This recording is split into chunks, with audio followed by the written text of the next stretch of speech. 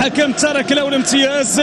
هنا تسديده، هنا المتابعه والمتابعه جاءت فريق النادي البركانية منع دخول الكره. هل كانت العمليه باليد؟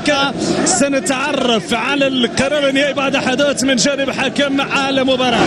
هذه اللقطه الشار من خلال الحكم بوجود ركله جزاء مع بطاق في وجه لاعب فريق النادي البركانية. وتابع إعادة هذه اللقطة من زاوية أخرى. تسديدة حكم يعلن عن ركلة جزاء مع إشارة البطاقة الحمراء في وجه اللاعب الراقي. إذن قرار مع وقف التنفيذ. سننتظر القرار النهائي لوزارة ذاكرة، وبذلك ستكون ضربة موجعة للنادي البركانية في أولى من هذه القمة. إذن لا تدار استئناف الرجاء الرياضي يتحصل على ركلة جزاء بعد خطأ كان مكلف من ضاي يوسفو. حاول استغلال حمزة خاب بعد ذلك الفرصة بمبدأ إتاحة الفرصة بالنسبة لهجمة الرجاء، والحكم يتدخل ليعلن عن ركلة جزاء لفائدة فريق الرجاء الرياضي. في اعتذار استئناف لاعب سلامات إن شاء الله للاعب فريق النادي البركانية الفريقاني.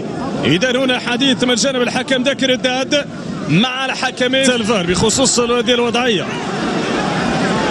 إذا هنا الحديث عن حالة تستدعي تدخل الفار.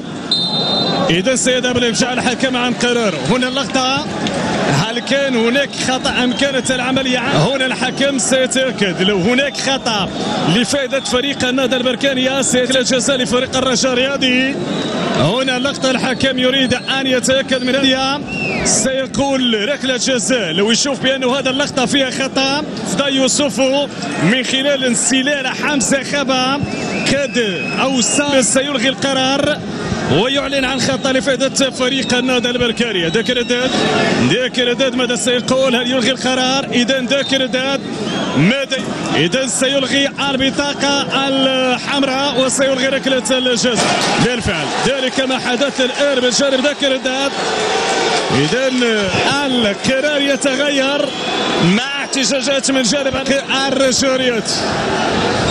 إذا 10